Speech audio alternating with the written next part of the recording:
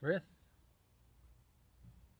So this week in the Hávamál studies, in my Hávamál studies, I've been comparing and contrasting the Tao Te Ching and the Hávamál.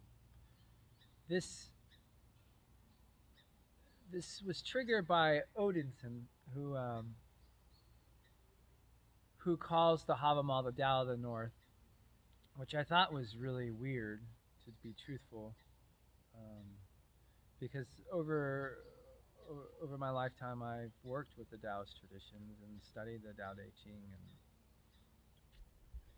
while there's some superficial similarities going on on the surface, the the essence of the two traditions are completely different. One, um, with with the Taoist tradition, there's this sense that the material world as we see it and the things that we point to and can define and touch are not the internally real.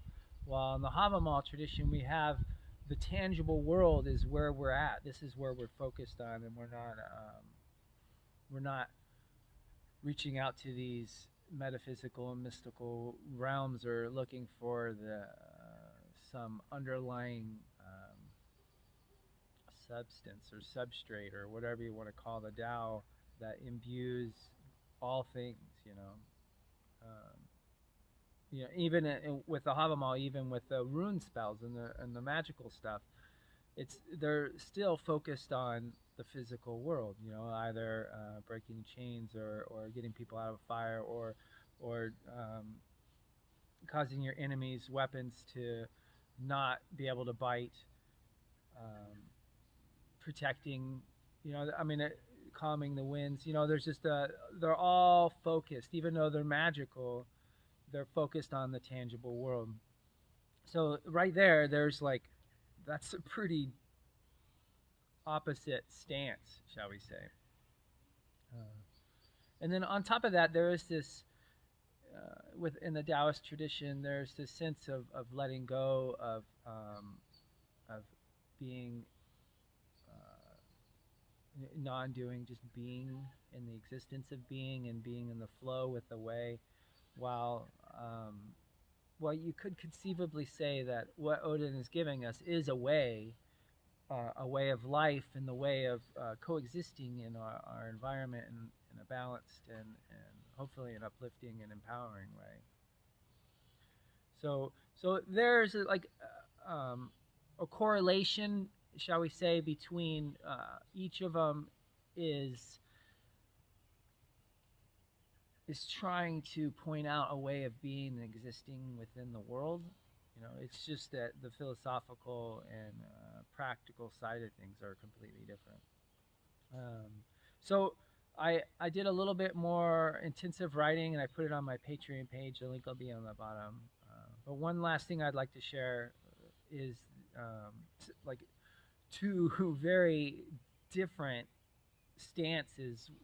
From the Taoist perspective, they have where weapons and war are considered horrible.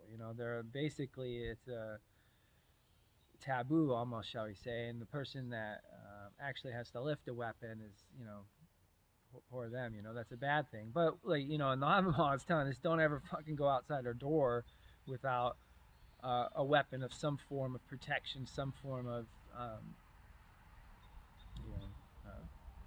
defense, shall we say, and even to take the offensive.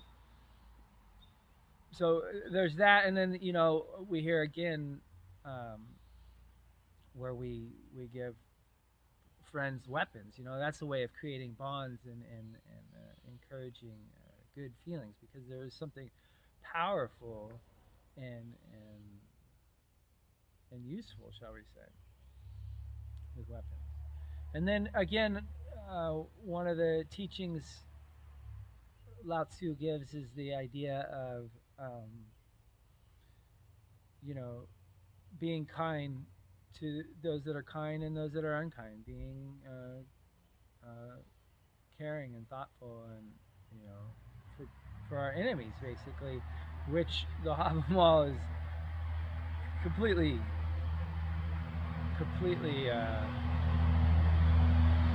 let this truck go.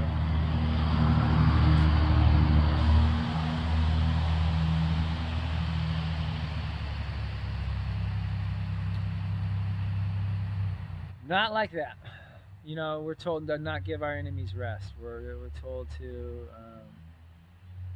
know, laugh and pretend like um, that we're good, but you know, but we're not sometimes, right? And we're told to not even befriend our friends' enemies because you know that shit creates a lot of problems, as I talked about in my friendship video. So so yeah. Anyhow, that's this week, and yeah, be blessed.